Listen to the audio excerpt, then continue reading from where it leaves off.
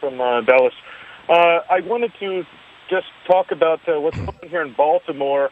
What if this was to happen in a city where guns are more prevalent? And if one of these business owners was to, let's say, have themselves protected, what kind of dynamics do you feel that that's going to add into this discussion, and where is this heading? Do you think that the police have a right to be preparing for martial law, and is that going to? Do you think that it's going to boil over into that level? Because if somebody starts defending themselves, rightfully so, then we have shooting in the streets. And where's this going? Thank you, sir. I'll take my answer up here. Well, your question is loaded with the answer. It's such a kind of question that has an answer inherently built into it, and I think it's self-evident that what you said answers the question. I'm not trying to evade it. I'm not a politician, because you're talking about a suppositional case. I don't know what will happen. I don't know what will happen if someone tries to burn down a house and then someone shoots the rioter. I would suppose that the rioter would be dead, and the rioters, the rest of them, will go to the next house and try to burn that one down. You remember the Rodney King riots, what happened? The only buildings that were not torched were those defended by people with guns. They went to soft targets that were not defended, or people defending it with baseball bats. They burnt those down.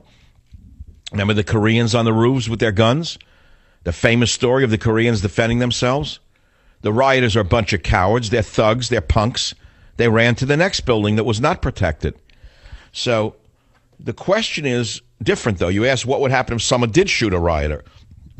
I don't have an answer for you. It depends upon the city in which it occurs. It depends upon the state in which it occurs. It depends upon the laws of the land. And there are very strict laws on the discharge of firearms, even when you're being attacked. And you have to study your own law on that one. I can't give you a blanket answer, to be very honest with you. I know in the state of California we're living in a prison camp. I know that in the state of California we have no government. I know in the state of California we have a one-party Soviet system. I know in the state of California there are virtually no property rights. I know in the state of California I would be very reluctant to use a gun to defend myself. It's different in Texas. I'll be right back. Join the Savage Nation. Call now, 855-400-SAVAGE, 855-400-7282. Savage. My Savage Nation is sponsored by SwissAmerica.com. It's the only company I trust to protect my wealth. Call 800-BUY-COIN.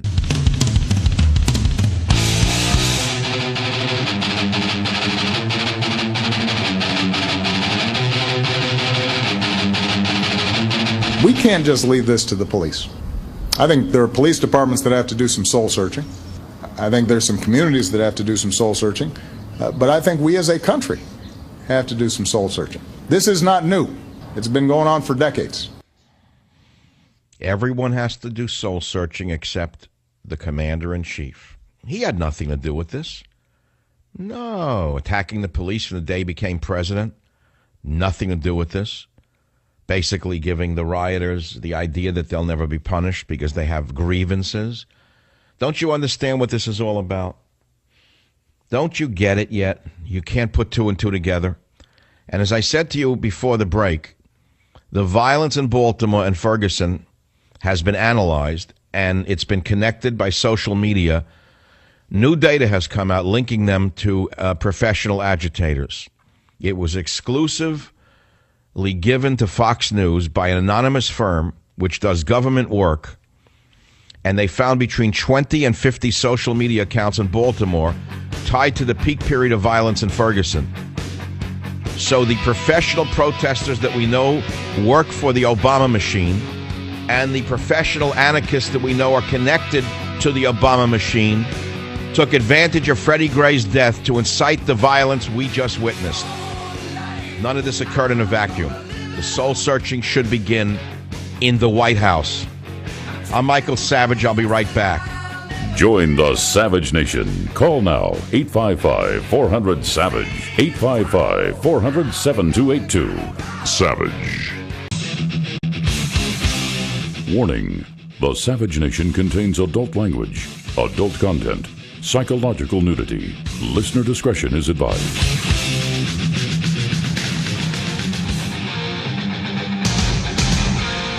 And now, America's most exciting radio talk show, The Savage Nation, home of unprotected talk, borders, language, culture. And here he is, Michael Savage. What I'd say is this has been a slow rolling crisis. This has been going on for a long time. This is not new, and we shouldn't pretend that it's new.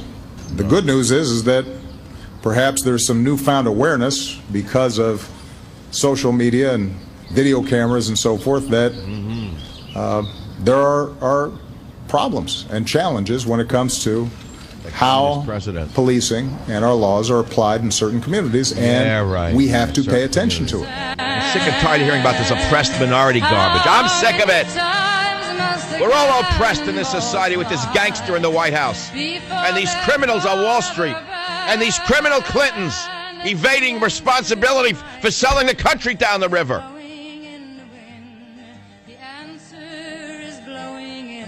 You know, a number of months ago, I talked about how when I was a boy, I was instructed by my parents to always be cooperative when encountering police. If I was stopped for missing a red light or a broken tail light or whatever it was, a broken muffler, I was told to always cooperate with the police. Now compare that with these pictures that you're seeing in Baltimore. Wildings raised by no parents, by and large, except the one woman who slapped her son upside the head. The only one who dared do anything. No fathers around. No fathers. Wildings. Wildings, not responsive to anybody. They go to church. Are you kidding me? They go to school. Are you joking? The teachers are afraid for their lives in those schools. So I got an email, a letter from a gentleman, C.J. Bud Marcos. I just got in my hands. I swear to God, it was sent on April 15th. I only got it just now. It was sent to my publisher, St. Martin's Press. And he said he made up a bunch of cards because he said, on your April 13th show, you recounted how as a boy, you were instructed by your parents to always be cooperative with encountering police. And he put out some cards for people to carry. And a little card says, this card can save your life if stopped by police and you're on foot. 1, do not resist. 2, keep hands in plain sight. 3, avoid quick movements. 4, identify actions in advance, such as, officer, I'm going to get my ID and my wallet. 5, obey lawful commands, even if uncomfortable or embarrassing, such as do not move, sit on the curb. 6, never joke about guns. 7, do not argue. Do not make any abrupt comments. Talk in a calm, level manner. And he said, very important, this event will pass. Let it do so without tragedy. Procedures exist to correct any wrongs. That's exactly what I was taught. I was taught by very intelligent immigrant parents and their friends that the cop is always right. Comply with their commands, and you could always straighten it out in a court by getting a lawyer. And now we have a lawless president who writes his own laws and ignores the laws that he doesn't like. I'll give you an example. How about immigration laws? We have laws on the books. The man is a lawless president. He's a criminal in that regard. He's an anarchist in that regard. He is a lawless president. He's a disorderly president. So what do you expect the kids in the street to do? You know what I'm saying? With a lawless president, what did you expect to happen? With a lawless attorney general, a lawless Democrat Party, a party that makes up laws and disregards others, what did you expect to happen? All I kept hearing was, where was the Baltimore police? Why didn't they do anything? There was Martha Washington on Fox News sitting on a perch there, Blondie, telling the kid in the street that she had, the Billy Batson reporter, oh, go over to that one. I heard it right on the air. Go to that one with the red shirt over there. He looks violent, basically. He looks like hey, go to that one over there. He looks like the wildest one. Yeah, turn left. And they went up to them, and they kept saying, well, how did you feel about the Baltimore police not stopping the riots? They're asking the rioters. You hear this? Well, the answer is quite simple. The FBI was sent there to make sure the police didn't do anything. The FBI was sent there as a sort of Obama's police force to make sure that the local police couldn't do their jobs. That's what they did there. That's all. That's your answer. There's plenty of blame to go around. But it starts at the top. Obama and Holder started attacking the police from the get-go. The police are now intimidated across America. What did you expect to happen?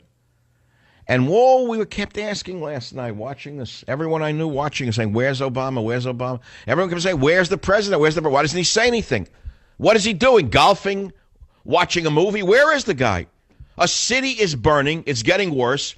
In a normal time, in a normal country, a president would give a conference immediately.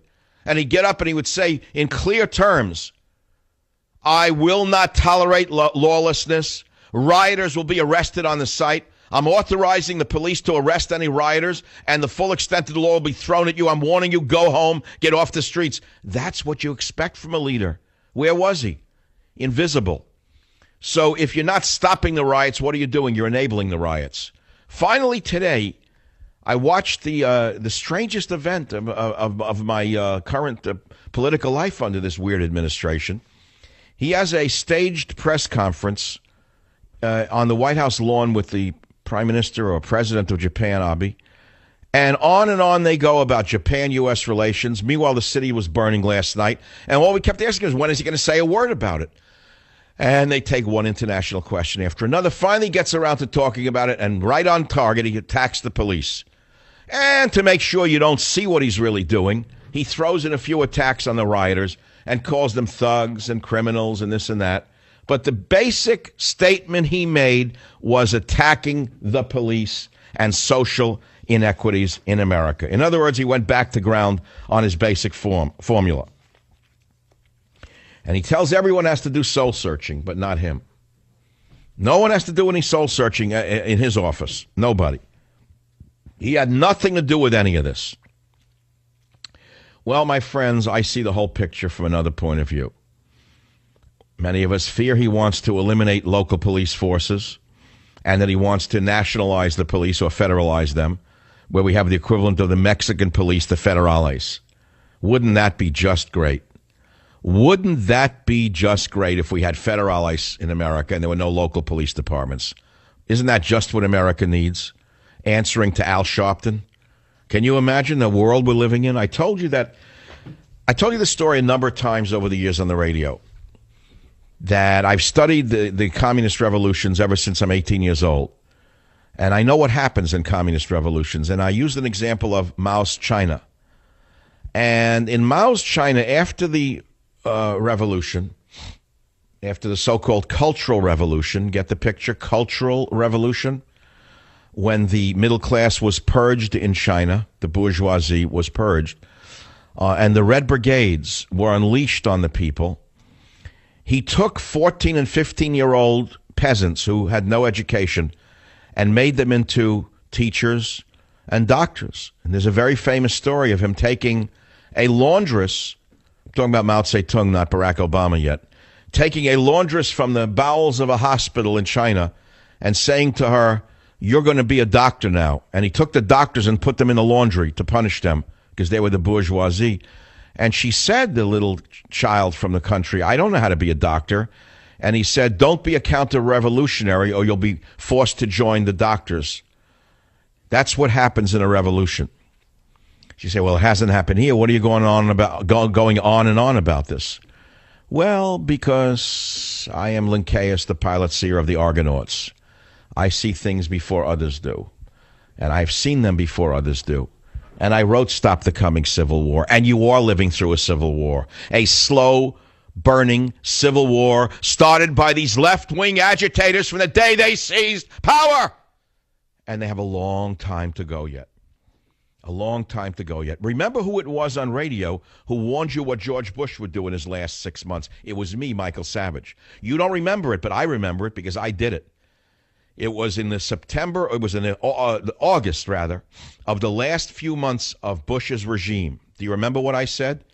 That he had boosted he built up the deficit greater than the four previous administrations. You don't remember that. Bush was a profligate, crazed spender. He was printing money like mad. And I warned you, I called George Bush at that time a fiscal socialist, a phrase not yet stolen by anybody. But Bush was a fiscal socialist. And then I said to you, I remember it was August or September of the last months of his regime, and I said he's not through yet. Watch what he does in the last 3 months. It's going to escalate. And sure enough, they crashed the economy. They busted the economy out. They made trillions of dollars on mortgages. People made trillions of dollars. You don't understand. People went bankrupt, but others made billions and trillions of dollars on that mortgage bust out because they sold the mortgages, the companies that all held the mortgages, they sold them short. You don't know that. I can name names. You want to name some names of people who made billions of dollars on that mortgage debacle while you lost your shirt? It was all planned by the Republican Party. She said, wait a minute. You mean they're both doing the same thing? Yeah, sort of. That's how it works. See, it's two gangs. We know about